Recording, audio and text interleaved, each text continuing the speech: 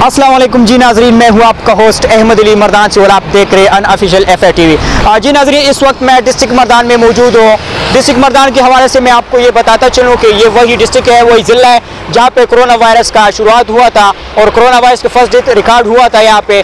तो इस हवाले से यहाँ पे लॉकडाउन का सिलसिला भी यहाँ से शुरू किया गया था। तो इस हवाले से हमारे कारोबारी हज़रात जो हैं, जिसका कारोबार काफ़ी हद तक मुतासिर हो चुका था, तो इस हवाले से आज का हमारा जो प्रोग्राम है वो इन हज़रात पे हैं जिनके कारोबार लॉकडाउन की वजह से वो इफेक्टेड थे और उन पे असरात पड़े थे। तो इस हवाले से हम उनसे जानेंगे। कारोबार का इन्होंने बेड़ा गर्क कर दिया, क्योंकि इसका अगर ये पहले से अगर एक सूपी बना लेते हैं ना, पहले से ही सोच के कि कौन कौन सा चैप्टर खोलना है और कौन कौन सा बंद करना है, कौन कौन सा नंबरवार तरतीबवार ये करते कोई एसओपी के साथ, तो शायद कारोबार का इतना बेड़ा गर्क नहीं होता। बाकी एक टेलर के साथ 10 आदमियों का रोजगार बंद होता है। ऐसा टेलर है, इसके साथ 30 आदमी काम करते हैं, उनका रोजगार लॉकडाउन की वजह। कल एक आदमी आया था, उधर मुर्गी बेचता था, वो बोलते हैं मैं टेलर हूँ, लॉकडाउन है इसकी वजह से अभी गाड़ी में मुर्गी बेचता हूँ। तो हुकूमत ने आप लोग का कोई ख्याल रखा है?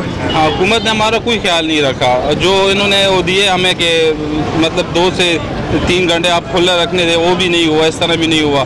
हम खोल देते हैं, आ जाते हैं, हमें मार धमकाओ करके दोबारा हम चले जाते हैं यहाँ से। दूसरे लोगों की तरह हम भी मुतासर हैं, हम भी मिडिल क्लास से ताल्लुक़ रखते हैं, तो दूसरे पैकेजेस की तरह हम भी चाहते हैं कि हमें भी रिलीफ मिले, पैकेजेस मिले। डॉक्टर साहब, ये बताएं, हुकूमत ने आप लोगों को क्या इंस्ट्रक्शन दी कि आप लोगों ने अपनी क्लिनिक को खोल के रखना है और अपनी आवाम की खिदमत करना है, तो उसके साथ आप लोगों ने कितना ताउन किया और फिर हुकूमत ने कितना ताउन किया आप लोगों के साथ? यार, हुकूमत ने तो ताउन बिल्कुल नहीं किया हमारे साथ, मगर हमने खिदमत की आवाम की और हुकूमत के साथ भी, इसलिए कि जब हॉस्पिटल बंद थे तो मरीज़ ज़्यादातर इधर आ रहे थे और बहुत ज़्यादा मुश्किलात हैं दुकानदारों को भी हैं। दुकानदारों के साथ जो मज़दूर है, मज़दूर तबका है, वो तो बिल्कुल घर बैठ गया है। अब जिसके पास 10 बंदे थे उसने 1 बंदा रखा हुआ है, 9 बंदे फारग हैं, तो मसाइल तो बहुत ज़्यादा हैं। जी नाजरीन, तो सर्वे के मुताबिक आप लोगों ने देखा कि यहाँ पे सब ताजर जो है, सब दुकानदार जो है वो सब परेशान है, क्योंकि एक तरफ अगर देखा जाए तो लॉकडाउन भी गुजरा है मर्दान पे, और अब जो है उन लोगों के पास इतनी वसाइल भी नहीं है कि अगर उसका ये रोज़गार बंद हो जाए, उसका ये दुकान बंद हो जाए, तो उसका कोई और असासा नहीं है जिससे वो अपने घर के अखराजात जो है वो चला सके।